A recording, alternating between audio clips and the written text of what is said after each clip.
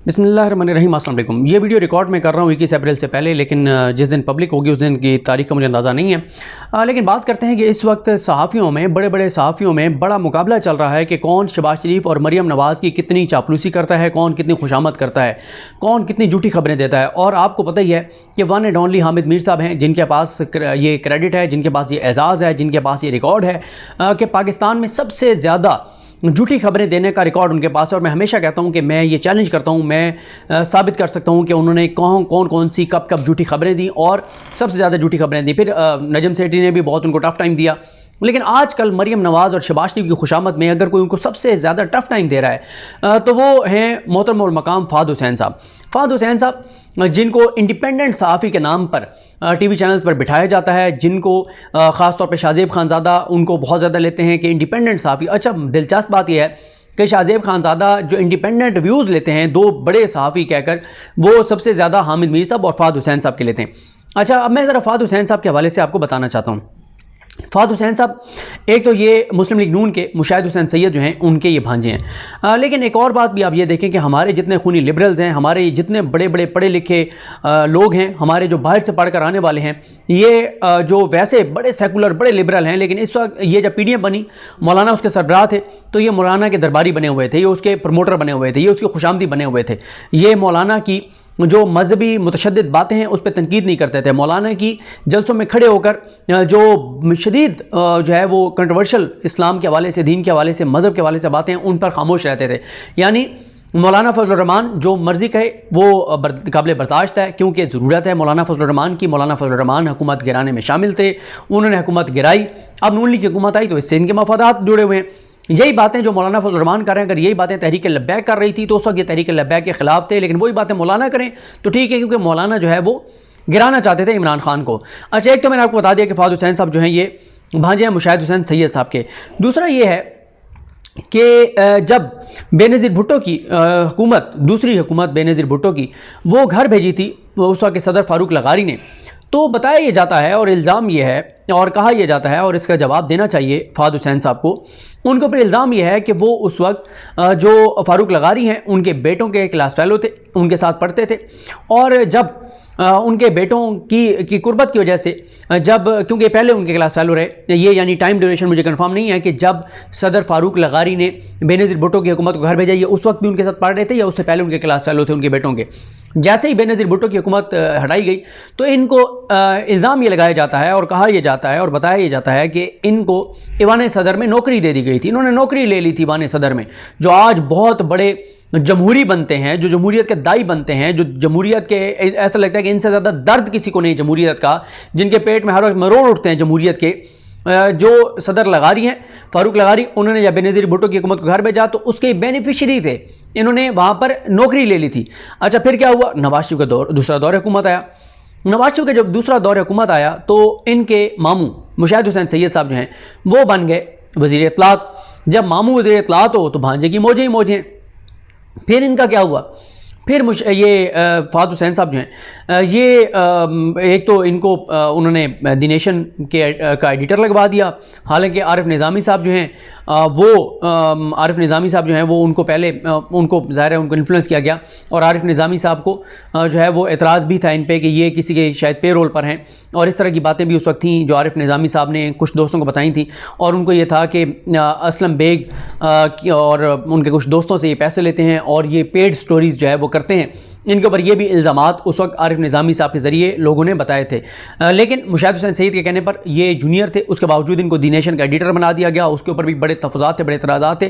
फिर ये हुआ कि इनको ये अपनी टीम समेत PTV में चले गए, इन्होंने PTV ज्वाइन कर लिया। ज़ाहिर है मामू वज़ीर इत्तलात हो और तगड़ा, इतना तगड़ी आपकी सिफारिशें, तो ये फिर चले गए PTV में अपनी सारी टीम के साथ। तो बात करने का मकसद ये है कि इनको किस तरह से आप जो है वो गैर जानिबदार सहाफ़ी कहते हैं। अच्छा, बहुत ज़्यादा इस पर बात होती है, हम पे एतराज़ होता है कि आप तहरीक इंसाफ का ये जो ट्विटर ट्रेंड है इम्पोर्टेड हुकूमत नामंजूर क्यों इस्तेमाल कर रहे हैं। देखें, बात यह है कि एक तो हम पाकिस्तानी भी हैं, ज़ाहिर है हमारी एक ज़ाती राय हो सकती है। दूसरी बात यह है कि हम कम अज़ कम उन लोगों जैसे नहीं हैं जिनके कोई मामू चाचू या जिसने किसी की खुशामद करके, किसी के दरबार में हाथ जोड़कर, किसी की चापलूसी करके, किसी के तलवे चाट कर उसने जो है वो किसी अखबार के कोई एडिटर लग गए हों, को पीटीवी में नौकरी कर ली हो, या वो जो है उसने जो है वो किसी और तरह से उसको नवाजा गया हो, कोई उसके रिश्तेदारों को भर्ती किया गया हो, उसको कोई सरकारी हज और उम्रे कराए गए हों, उसको बैरून मुल्क के दौरे करवाए गए हों। मैं एक बात बार बार कहता हूँ और मेरे कुछ दोस्त इस बात के गवाह भी हैं, सुप्रीम कोर्ट के जो रिपोर्टर्स हैं, जब तहरीक इंसाफ की हुकूमत आई और फवाद चौधरी वज़ीर इत्तलात बने, तो मैं अपनी वीडियोस में ओपनली कहता होता हूँ, एक बार नहीं मैं दर्जनों बार कह चुका हूँ कि फवाद चौधरी साहब जो हैं वो मुझे मीडिया में लाने वाले हैं। फवाद चौधरी साहब ने मुझे ट्विटर से अप्रोच किया था और उनकी मेहरबानी, उन्होंने वो मीडिया में लाए थे। मैंने पहली जो मेरी जॉब थी वो फवाद चौधरी साहब के साथ थी, चैनल 92 में फवाद चौधरी साहब और डॉक्टर फ़ारूक सलीम साहब का जो प्रोग्राम था हो क्या रहा है उसमें। अच्छा, अब मसला यह है कि अच्छा फवाद चौधरी साहब वज़ीर इत्तलात बन गए।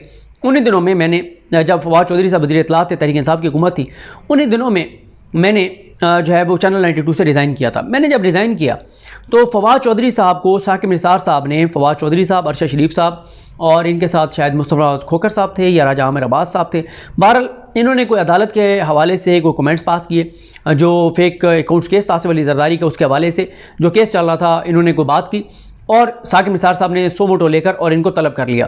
सुबह सुबह जब हम अहाता अदालत में दाखिल हुए तो देखा फवाद चौधरी साहब आ रहे हैं, वो पता चला कि नोटिस हो गया है। तो कमरे अदालत में जब अभी जजेस नहीं आए थे तो सब रिपोर्टर्स भी ठहरे थे, वहाँ पर मैं भी था। तो फवाद साहब से बात हुई तो उन्हें पता चला कि मैंने 92 से रिज़ाइन कर दिया। तो मुझे फवाद चौधरी साहब ने कहा कि फ़ौरन आकर आज ही जो है वो पीटीवी ज्वाइन करो, मुझे ज़रूरत है तुम्हारी, तुम्हें पीटीवी आना चाहिए। मेरे जो दोस्त थे सुप्रीम कोर्ट के रिपोर्टर्स, उन्होंने मुझे फ़ौरन कहा, उन्होंने कहा कि ये वो मिनिस्टर्स हैं जिनके पीछे आगे पीछे लोग भागते हैं सीवियाँ लेके, बड़ी बड़ी सिफारिशें, और ये किसी की बात नहीं सुनते। तुम्हें खुद मिनिस्टर कह रहा है तुम्हारा बड़ा एक मुस्तकिल तुम्हारा काम बन जाएगा, तुम्हें अच्छी नौकरी मिल रही है, तुम्हें अच्छी तनख्वाह मिलेगी, फवाद से वैसे तुम्हारा एक ताल्लुक है, तो तुम चले जाओ पीटीवी ज्वाइन कर लो। मैंने कहा यार मैं उम्र भर के लिए अपने ऊपर ये दाग नहीं लगवाना चाहता कि फवाद चौधरी वज़ीर इत्तलात था और उसके साथ उनके साथ एक ज़ाती ताल्लुक था और उनकी वजह से मुझे पीटीवी में नौकरी मिल गई। मैंने नहीं किया था। उसके बाद मैं कुछ अर्सा जो है वो बेरोज़गार रहा, लेकिन मैंने पीटीवी की नौकरी नहीं ज्वाइन की थी। हाँ, कुछ उस दौरान मोहसिन मेरे थे जिन्होंने ज़ाहिर है मुझे फाइनेंशियली सपोर्ट करते रहे उस दौरान, जिन पे कभी बात करेंगे। तो कहने का मकसद यह है कि ये वो लोग हैं, ये वो गैर जानबदार सहाफ़ी हैं जो ट्विटर ट्रेंड तो इस्तेमाल नहीं करते मुस्लिम लीग नून का, लेकिन उनकी सारी सहाफ़त नून लीग को फ़ायदा देने के लिए, जिनका सारा काम नून लीग के लिए है, जिनका काम नून लीग की चापलूसी है, जिनका काम फेक न्यूज़ देना है, जिनका हर वक्त काम इमरान खान की मुखालफत है। बस फ़र्क ये है कि वो ढके छुपे कर रहे हैं और ज़ाती मफादात लेकर कर रहे हैं, माजी में भी ज़ाती मफादात लिए हैं, और हम ओपनली इमरान खान के मौक़िफ़ को सपोर्ट कर रहे हैं कि जिस तरह से इमरान खान को हटाया गया है, जिस तरह से इस भानमती के कुंबे को मुसल्लत किया गया है, जिस तरह से ये सारा खेल खेला गया है, उसकी हम मुखालफत कर रहे हैं। इसमें कोई दूसरी राय नहीं है। और मैं खुद ये कहता हूँ कि शहबाज शरीफ इलेक्शन हो, शहबाज शरीफ इलेक्शन के ज़रिए वज़ीर-ए-आज़म बनकर आ जाएँ तो मैं उनकी मुखालफत नहीं करूँगा, उन पर तनकीद ज़रूर करूँगा जहाँ पर बनती होगी, जहाँ तारीफ़ बनती होगी तारीफ़ भी करूँगा, अभी भी तारीफ़ जहाँ बनती होगी, जो अच्छा काम करेंगे करूँगा। लेकिन इस वक्त मैं समझता हूँ जिस तरह से इमरान खान को निकाला गया है, जिस तरह से इस भानमती के कुंबे को मुसल्लत किया गया है बैरूनी साजिश के तहत, उसकी मैं एज ए पाकिस्तानी मुखालफत करता हूँ और ओपनली कर रहा हूँ, ढके छुपे नहीं कर रहा। जाके मरियम से छुप के या जैसे मिलता था उसी तरह से यहाँ किसी से छुप के जाके नहीं मिलता, किसी से कोई लिफाफे नहीं लेता, किसी से कोई नौकरियाँ नहीं लेता, कई रिश्तेदारों को भर्ती नहीं करवाया। और मैं ये बता चुका हूँ कि अभी ये आ गए हैं ना हुकूमत में, हर चीज़ रिकॉर्ड के ऊपर है ना, जिसको फ़ंड दिए, जिसको पैसे दिए, जिसको लिफाफे दिए या कुछ भी, या किसी भी तरह से डायरेक्ट इनडायरेक्ट अगर नवाजा तहरीक इंसाफ की हुकूमत ने, देख लें लिस्टें, करवा लें तहकीकात। अगर 1 रुपये का भी कोई फ़ायदा लिया है तो हम जुर्मदार हैं, डायरेक्ट या इनडायरेक्ट। मैं दोबारा कहता हूँ डायरेक्ट या इनडायरेक्ट, क्योंकि बहुत सारे यहाँ पे हमारे साथ हैं जो इनडायरेक्ट फ़ायदे लेते हैं, जो लोगों की ज़मीनों पर कब्ज़े कराने, वागज़रा कराने के पैसे लेते हैं हुकूमतों से काम करवा के, जो अपने रिश्तेदारों को भर्ती करवाते हैं, बहन भाइयों को नौकरियाँ दिलवाते हैं, भांजों भांजियों को, भतीजों भतीजियों को, रिश्तेदारों को भर्ती करवाते हैं, नौकरियों के नाम पे पैसे लेते हैं, जाके सिफारिशें करते हैं, इसको मिनिस्ट्री दे दें, इसको ये दे दें, इसको टिकट दे दें। कोई एक चीज़ को साबित कर दे कि हमने आज तक तहरीक इंसाफ की हुकूमत से, तहरीक इंसाफ की जमात से कोई फ़ायदा लिया हो तो हम जुर्मदार हैं। लेकिन मैंने आपको बता दिया कि फवाद हुसैन साहब इतने इंडिपेंडेंट सहाफ़ी हैं, इतने इंडिपेंडेंट हैं कि इनके ऊपर ये इल्ज़ाम है कि वाने सदर में नौकरी ले लेते हैं, पीटीवी में नौकरी ले लेते हैं, मामू की सिफारिश पर एडिटर बन जाते हैं। इल्ज़ाम यह है कि ये पेड काम करते थे, पता नहीं एजेंसीज़ के लिए करते थे, असलम बेग के कुछ दोस्तों के लिए करते थे, असलम बेग के लिए करते थे, किसके लिए करते थे, ये इनके ऊपर इल्ज़ामात हैं। बहरहाल यहाँ को पुराने लोग जो हैं जिन्होंने इनके साथ काम किया है वो इस हवाले से मज़ीद बता सकते हैं। कोशिश करूँगा या बेतकाफ़ से वापस आऊँगा कि अगर मेरी इस वीडियो को सुनने के बाद अगर कोई उनके साथ जिसने काम किया हो, कोई उनका सीनियर जूनियर, वो अगर कोई मुझे बता सके तो मैं ज़रूर इस पर बात करूँगा। मुझे अपनी दुआ में याद रखें। अल्लाह करीम हम सब का हमें नासर हो। अल्लाह हाफ़िज़।